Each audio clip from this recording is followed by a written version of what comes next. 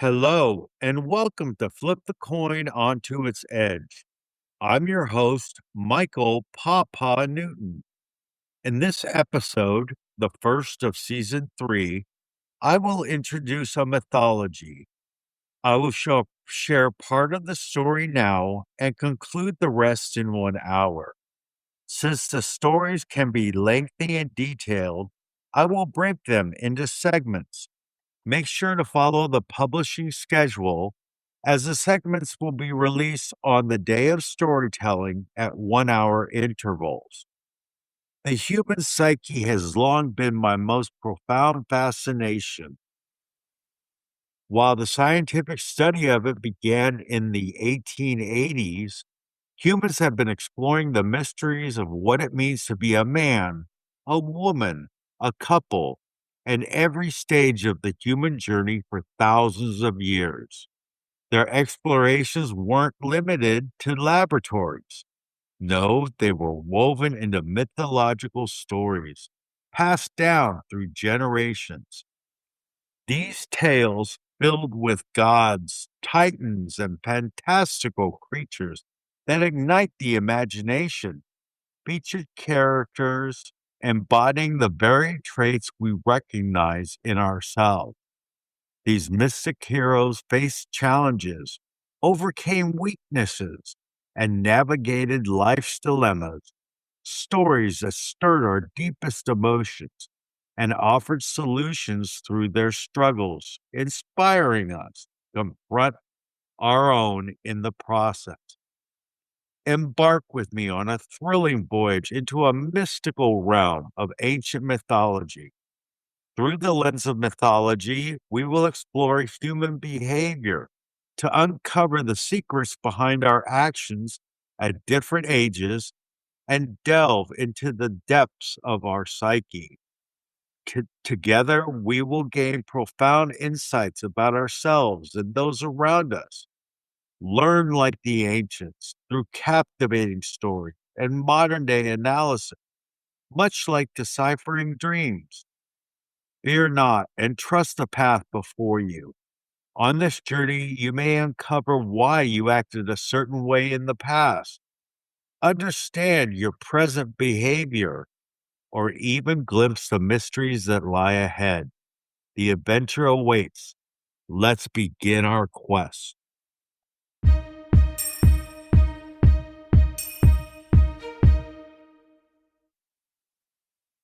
This tale and the analysis comes from Robert A. Johnson's book, He. Often, when a new era begins in history, a myth for that era springs up simultaneously. The myth is a preview of what is to come, and it contains sage advice for coping with the psychological elements of the time. In the myth of Parsifal's search for the Holy Grail, we have such a prescription for our modern day. The Grail myth arose in the 12th century, at a time when many people feel that our modern age began. Ideas, attitudes, and concepts we are living with today had their beginning in the days when the Grail myth took form. The theme of the Grail myth was much in evidence in the 12th, 13th, and 14th centuries. We will be using the French version, which is the earliest written account taken from a poem by Chertan de Troyes. The French version is simpler, more direct, and nearer to the unconscious. Therefore, it is more helpful for our purpose. We must remember that a myth is a living entity and exists within every person. You will get the true living form of the myth if you can see it as it spins away inside yourself.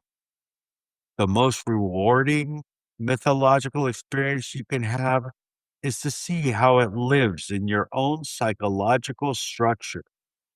The Grail myth speaks of masculine psychology. This is not to say that it is confined to the male, for a woman participates in her own inner masculinity, though it is less dominant for her.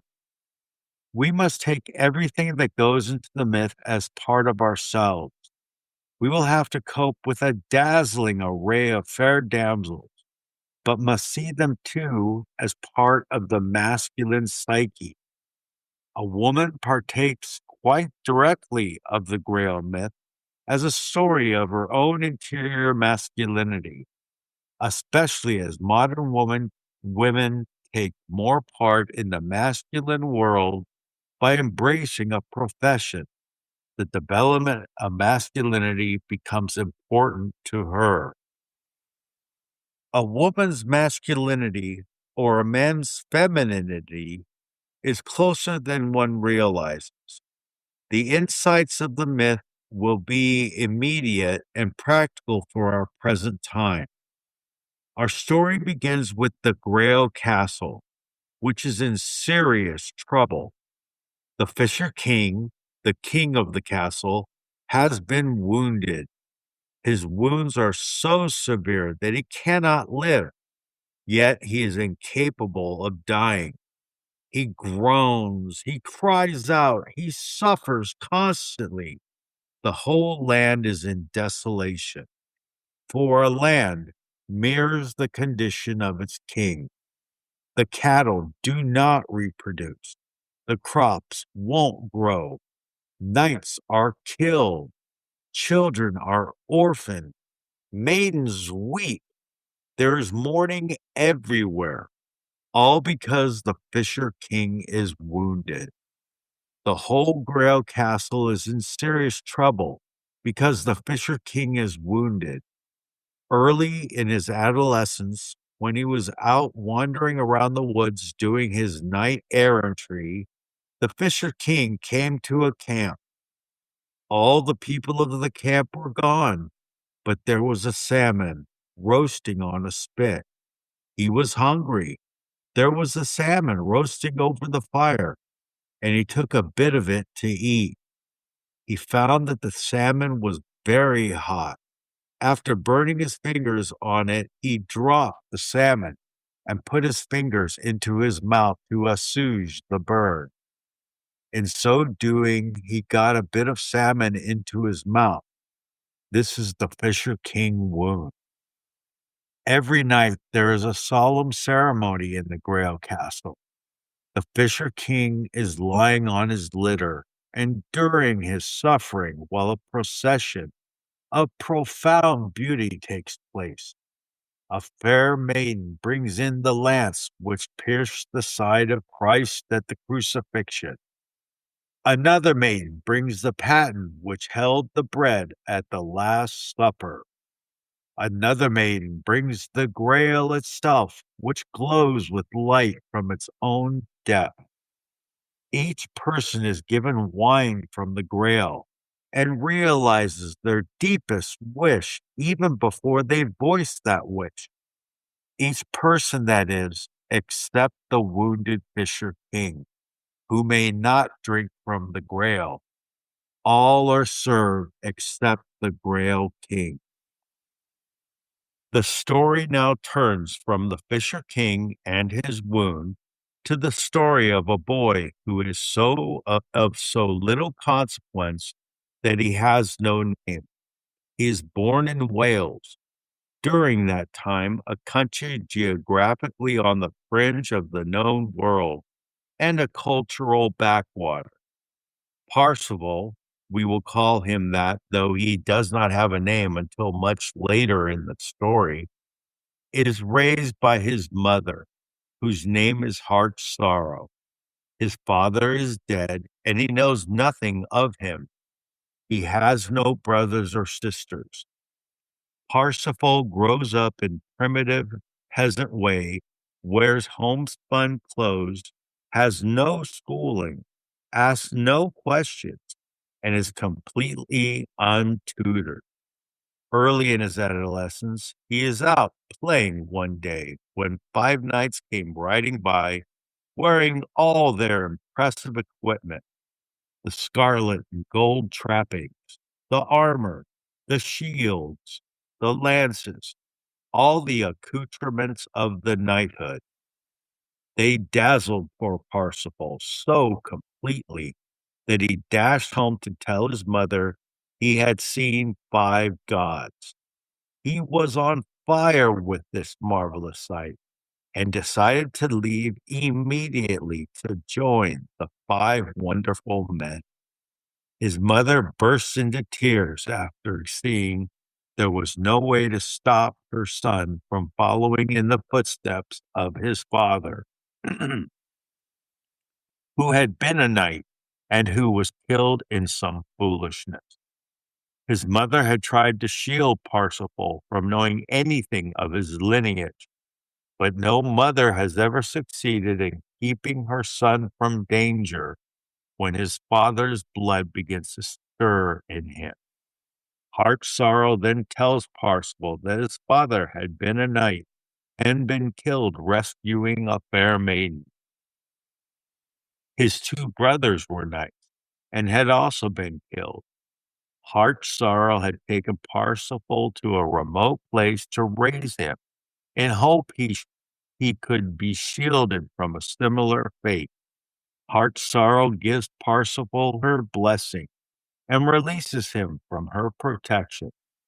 She cannot resist giving him advice as he leaves to respect fair damsels and instruction not to ask too many questions. Also, he receives the gift of a single homespun garment she has woven for him. These are the legacies she bestows upon him. Parsifal goes off happily to find his 5 knights and begin his career as a man. Parsifal asks everyone he meets, "Where are the 5 knights?" In his searching, Parsifal comes to a tent. He never had seen a tent before, for he had grown up in a simple hut. The tent is the most magnificent place he has ever seen. So he presumes he has come to the divine cathedral of his mother's stories. He bursts into the tent to worship and finds a fair damsel. Parsifal remembers his mother's instruction to treat women fairly. He also remembers not to ask too many questions. He proceeds to cherish the fair maiden by embracing her and taking the ring from her finger as a talisman for her. Parsifal had been told by his mother that he would have all the nourishment, all the food he would need for his life in God's church. And it's all there before him in the form of a table set for a banquet. The damsel is waiting for her beloved knight who is courting her, and she has spread out her best for him. But to Parsifal, this is prophecy working out perfectly. Here is God's temple. Here is the fair damsel. Here is everything he could wish to eat. Everything is just as his mother said it would be. Parsifal sits down to eat at the table and finds that life is good. The damsel, by this time, is becoming aware that she is in the presence of an extraordinary person. She is not angry, for she sees that before her is a truly holy, simple, guileless person. She implores Parsifal to leave immediately, because if her knight comes and finds him in the tent, Parsifal will be killed. Parsifal obeys the maiden and leaves the tent. He finds that life is good just as his mother had taught him. Parsifal asks everyone he finds how he may become a knight. He is informed that he should go to Arthur's court, where he will be knighted by the king if he is strong and brave enough. He finds his way to Arthur's court, where he is laughed out of the great hall for his naivete. The look of his homespun garment and his rashness at asking to be knighted. He is told that knighthood is an arduous life, and that to be made a knight is an honor won only after much valor and noble work. Parsifal asks again and again until finally he is brought before King Arthur himself. Arthur, a kindly man, doesn't scorn Parsifal, but tells him he must learn a great deal and be versed in all the knightly arts of battle and courtliness before he can be knighted. Now, there is in Arthur's court a damsel who has not smiled nor laughed for 6 years. The legend in the court is that when the best knight in the world appears, the damsel who has not smiled for 6 years will burst into laughter. The instant this damsel sees Parsifal, she bursts into laughter and joy. The court is mightily impressed with this. Apparently, the best knight in the world has appeared. Here is this naive youth, this boy in a homespun garment, completely untutored, and the maiden is laughing. Extraordinary. When the court sees the doleful maiden laughing, they treat Parsifal with more seriously, and King Arthur knights him then and there. Parsifal returns to Arthur and says, I have a request. I want the horse and the armor of the Red Knight. Everyone laughs uproariously because there has not been a knight in King Arthur's court strong enough to stand up to the Red Knight.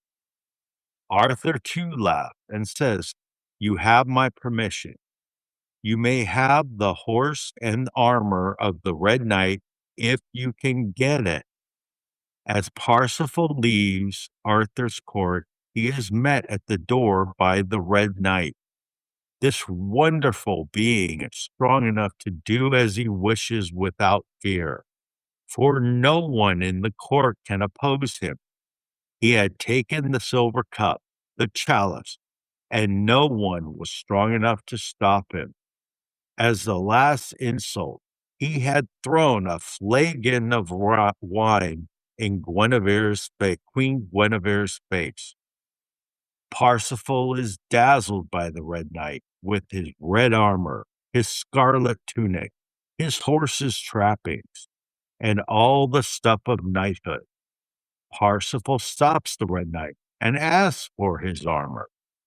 The Red Knight is amused by the young fool before him, and with a guffaw replies, Fine, if you can get it. The two square off, as knights are wont to do, and have a brief battle in which Parsifal is knocked ignominiously to the ground. But as he lies there, he throws his dagger at the Red Knight and kills him by a wound in the eye.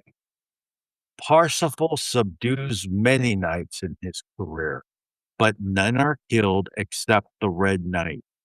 He extracts a promise from each knight he conquers that he will go to the court of King Arthur and put himself in the service of that noble king. Parsifal now owns the Red Knight's armor and his horse, for in those days to conquer was to own. He tries to put on the Red Knight's wonderful armor, but he has never before seen anything so complicated as a buckle. He cannot manage the armor. A page who came out of Arthur's court to see what the battle was about assists Parsifal in the mysteries of buckles and such complicated things of chivalry. The page urges Parsifal to take off his awful one-piece homespun garment, which is unbefitting a knight. But Parsifal refuses and clings to the one-piece garment given to him by his mother. Parsifal puts the armor on over his homespun garment and rides away. One more mystery remains. Though he can get his horse started, no one has ever taught him how to stop it, and he rides all day until both horse and rider stop in sheer exhaustion. Parsifal then discovers Gornamon, a godfather. Gornamon spends a year training Parsifal in the ways of knighthood. Gornamon teaches Parsifal information vital. He must never seduce or be seduced by a fair maiden. And he must search for the Grail castle with all his might. Specifically, he is to ask a certain question: whom does the Grail serve? When he reaches the Grail castle, what would knighthood be worth if it were not for this noble end?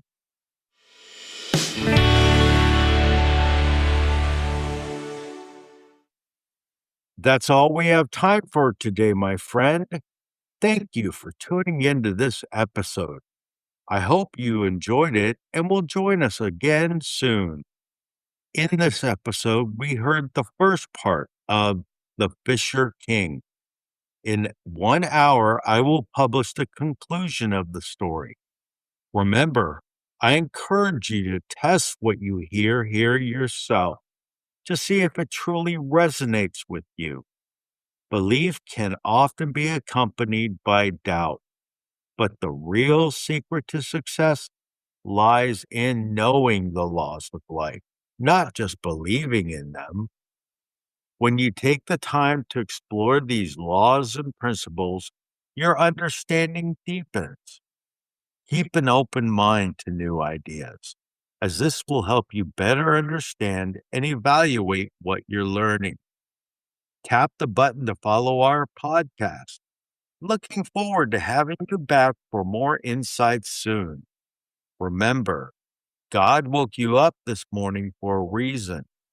Now go out and find out why.